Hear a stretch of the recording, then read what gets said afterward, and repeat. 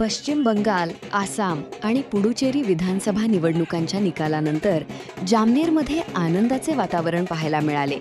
निकालांचे कल स्पष्ट होताच कार्यकर्त्यांनी एकत्र येत विजयाचा जल्लोष साजरा केला. जामनेर येथे भाजपाच्या वतीने नगरपालिका चौक येथे मोठा जल्लोष करत उत्सव साजरा केला. यावेळी चंद्रकांत दादा बाविस्कर, जितेंद्र पाटील, महेंद्र बाविस्कर यांनी कार्यकर्त्यांसह आनंद व्यक्त केला. आसाममध्ये भाजपने सत्ता कायम राखली असून पुडुचेरीत भाजप आघाडीला यश मिळाल्याचा उल्लेख करण्यात आला.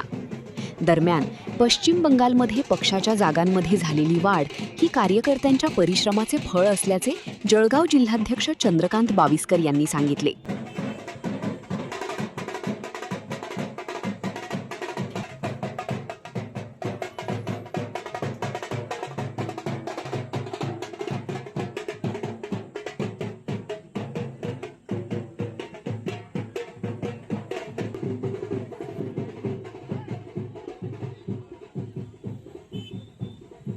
भारतीय जनता पार्टीचा जय, भारत माता की जय.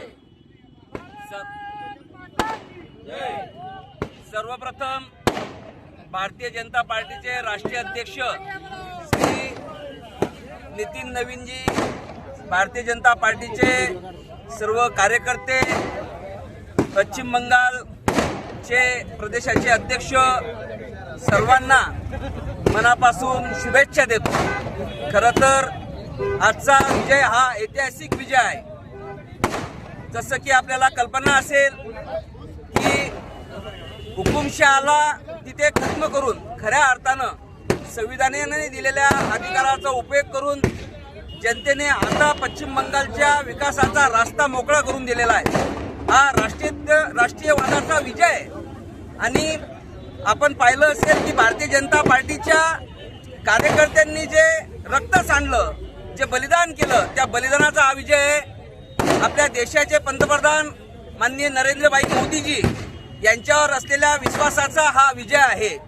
आणि जसं की आपल्याला कल्पना आहे की राष्ट्राचे आपले चाणक्य म्हणून ज्यांच्याकडे आपण बघतो ते माननीय अमितजी शहा साहेब यांच्या रचनेचा, यांच्या कार्यपद्धतीचा हा विजय आहे.